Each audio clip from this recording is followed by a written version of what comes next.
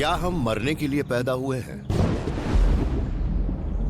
हजारों साल से हम अपनी मौत को झांसा देने की कोशिश कर रहे हैं, मगर हर बार यही पता लगा कि मौत ही सबसे बड़ी हकीकत है। मगर शायद अब इतिहास में पहली बार यह सोच बदलने वाली है।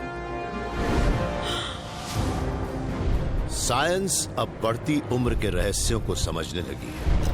उसने एक ऐसे जीव की खोज कर ली है जो मरने के बाद भी जिंदा हो जाता है और अब हमारे अमर होने के बाद भी जोर पकड़ने लगी है। तो क्या अब हम अमर होने की तरफ बढ़ रहे हैं, या फिर हमारी प्रजाति की उन्नति के लिए मौत जरूरी है?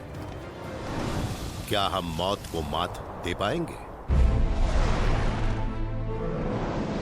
समय, अंतराल और हमारा जीवन,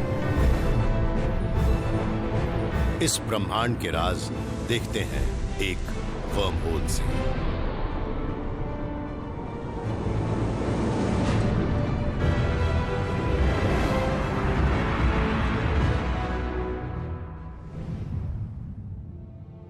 मेरी मौत कब होगी?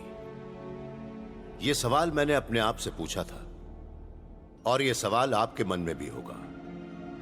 जिस दिन से हम पैदा होते हैं उसी दिन से हमारी मौत की घड़ी भी टिक टिक करने लगती है और वो हमें अपने आखिरी पलों की तरफ ले जाती है।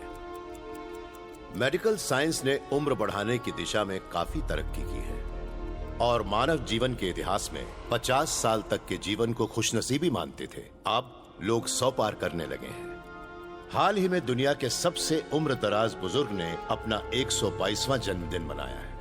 अब तो हम जीवन की बुनियादी हकीकत में भी झांकने लगे हैं और पूछने लगे हैं कि क्या हम सभी की मौत निश्चित है, या फिर हम लोग घड़ी को रोक सकते हैं। डेविड सिंक्लेयर को तेज रफ्तार जिंदगी पसंद है, लेकिन ये जानते हैं कि हमारा शरीर कार की तरह लगातार रफ्तार बढ़ाता नहीं रह सकता। मैं बचपन से ही बढ़ती उम्र की स्टडी करना चाहता था। मैं तब करीब 4 साल का था जब मुझे एहसास हुआ कि एक दिन मेरे पेरेंट्स की मौत हो जाएगी, मैं भी नहीं बचूंगा, और ये बात मुझे बहुत बुरी लग रही थी। मैं ये भी सोचने लगा कि हमारी उम्र बढ़ती क्यों है और हम उसके लिए क्या कर सकते हैं। अगर हमने उम्र का बढ़ना रोक दिया तो उसका बड़ा अजीब असर होगा।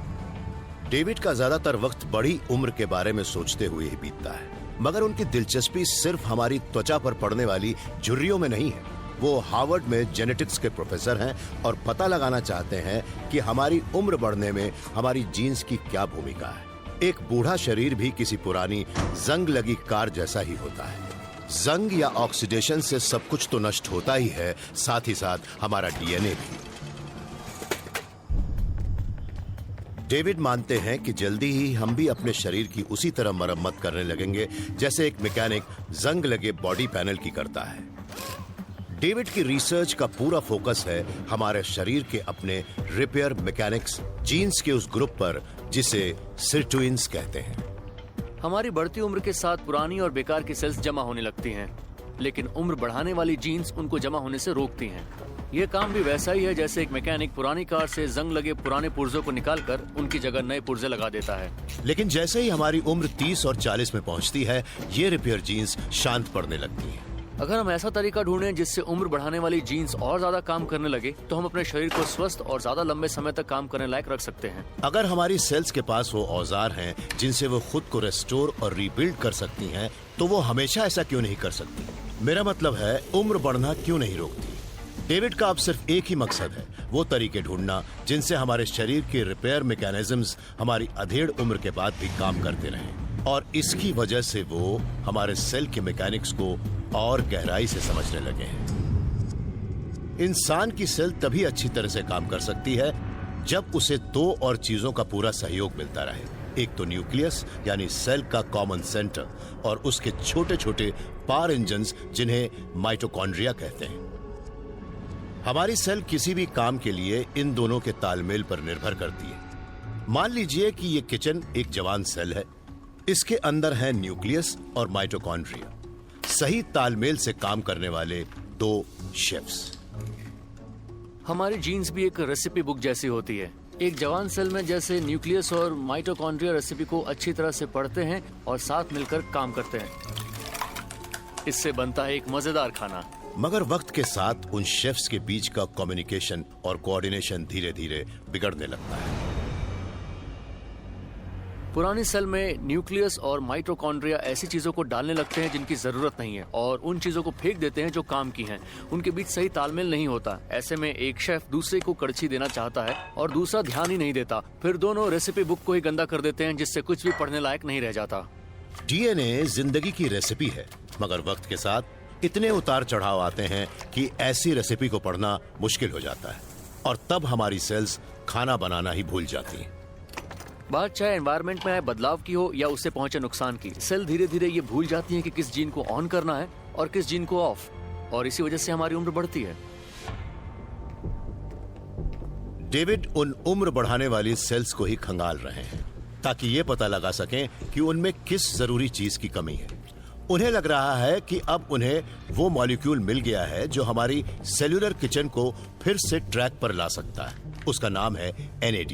ये वो मॉलिक्यूल है जो जिंदगी देने वाला है। इसके बिना सिर्फ 20 सेकंड में हमारी मौत हो जाएगी। जैसे जैसे हमारी उम्र बढ़ती है, इस मॉलिक्यूल्स के लेवल भी कम होते जाते हैं और एक वक्त ऐसा आता है जब इनके लेवल्स आधे रह जाते हैं। डेविड ये पता लगाना चाहते हैं कि क्या NAD को ज्यादा यूथफुल लेवल्स पर रेस्टोर करने के तरीके हैं। उन्होंने एक चूहे के अंदर वो खास कंपाउंड इंजेक्ट किया जिससे उसके अंदर NAD का प्रोडक्शन बढ़ जाएगा और नतीजे बड़े चौंकाने वाले थे। ये चूहा जवान और जोश से भरा है और आप देख सकते हैं कि इसके कान अभी भी अच्छे और जवान हैं और इसके फर भी ग्रे नहीं हुए हैं। मगर अब इस चूहे को देखिए, इसका फर ग्रे हो रहा है, इसके बाल झड़ रहे हैं, कानों पर झुर्रियां पड़ रही हैं और इसकी पीठ भी मुड़ने लगी है। और इन चूहों में सबसे चौंकाने वाली बात यह है कि ये दोनों एक ही दिन पैदा हुए थे। यहाँ साफ दिख रहा है कि इनकी मसल्स में बहुत तेजी से एजिंग रिवर्सल हुआ है। जो चूहा 1 साल के इंसान जैसा था वो अब 20 साल के आदमी जैसा है। 1 हफ्ते तक NAD देने के बाद बूढ़े चूहे का मेटाबॉलिज्म बेहतर हो गया। वो अंदर और बाहर से ज्यादा जवान नजर आने लगा। बढ़ती उम्र पर चल रही रिसर्च के इतिहास में हमने बड़ा लंबा सफर तय किया है। अब हम माइक्रोस्कोपिक यीस्ट सेल्स की उम्र बढ़ाने में कामयाब हो गए हैं और अब हम उनका प्रयोग नीमाटोड वर्म्स के अलावा मक्खियों, चूहों और बंदरों पर भी कर चुके हैं। हम अपने काम में करीब 99% सफल रहे हैं और अब आखिरी 1% में इंसान है और हम उनकी तरफ ही बढ़ रहे हैं। अगर हम इसका इस्तेमाल इंसानों पर करने लगे तो सोचिए कि आज से 50 साल बाद शहर की सड़कें कैसी नजर आएंगी। सब जवान नजर आएंगे, जोश से भरे, न कोई बीमार होगा न उम्र दराज। डेविड की रिसर्च शायद एक दिन इंसानों की उम्र बढ़ने की रफ्तार कम कर दे या उसे रिवर्स कर दे। हम यहाँ बात ज्यादा समय तक बूढ़े रहने की नहीं, बल्कि हम बात कर रहे हैं ज्यादा समय तक जवान रहने की। मगर डेविड की कोशिशों से सिर्फ बढ़ती उम्र के सिम्टम्स का इलाज ही हो सकता है। वो उसकी जड़ तक पहुंचने की कोशिश नहीं कर रहे हैं, जो है DNA का धीरे धीरे होने वाला डिजेनरेशन। जापानीज साइंटिस्ट शिन कुबाटा का कहना है कि वो बाजी पलट सकते हैं। सच कहूं तो मेरा सपना है अपने परिवार की कई पीढ़ियों के साथ रहना, ताकि मैं अपने नाती पोतों के साथ अच्छा जीवन बिता सकूं। समंदर से ही जीवन की शुरुआत हुई थी और वो यहाँ जो भी खाली शेल छोड़ जाता है वो इस बात का सबूत होता है कि एक दिन हर जीव का अंत निश्चित है। मगर शिन की सोच अलग है। शिन एक बहुत ही छोटे समुद्री जीव ट्यूरीटॉप्सिस डॉर्नी या एक अमर जेलीफिश की स्टडी कर रहे हैं। इस जीव ने मौत को मात देना सीख लिया है। शिन की लैब है शिराहामा शहर में और यह दुनिया की इकलौती ऐसी जगह है जहां अमर जीवों को पाला जाता है। इस जेलीफिश की पहली बार खोज हुई थी 1988 में मेडिटेरेनियन में और यह हमारे नाखून जितनी बड़ी होती है। इमॉर्टल जेलीफिश बड़ी ही खूबसूरत और छोटी जेलीफिश होती है। इसका डायमीटर भी मुश्किल से कुछ मिलीमीटर होता है। मगर इन जीवों के साथ इतना प्यार दुलार जताने के बाद शिन ने वो कर दिखाया जिसके बारे में किसी ने सोचा भी नहीं था। उन्होंने उनके टुकड़े टुकड़े कर दिए। आप इस जेलीफिश को मारने की कोशिश कीजिए, आप हैरान रह जाएंगे। एक बड़ी ही चौंकाने वाली बात हुई। इस जेलीफिश की शिन के हाथों मौत नहीं हुई। ऐसा लगा जैसे वो फिर से जिंदा हो गई हो। उसके बेल रीएब्जॉर्ब करने लगे और टेंटिकल्स फिर से जेलेटिनस ब्लॉब बन गए। मैं इस स्टेज को मीट बॉल कहता हूं।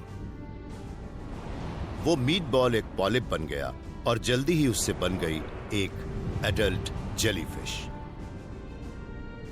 जेलीफिश में बड़ा कमाल का ट्रांसफॉर्मेशन हुआ था। जेलीफिश की इस खूबी का राज है एक प्रोसेस जिसे सेल्यूलर ट्रांस डिफरेंशिएशन कहते हैं। इसमें होता यह है कि सेल्स या जीव के शरीर का कोई भी फ्रेगमेंट ये पता लगा लेता है कि शरीर का कौन सा अंग गायब है और फिर वो खुद को रेट्रोफिट करके अपने पूरे शरीर को ही दोबारा बना लेता है। अगर हम ये पता लगा लें कि जेलीफिश खुद को किस तरह से रिजुवेनेट करती है, तो हम भी उन टेक्निक्स का इस्तेमाल कर सकते हैं।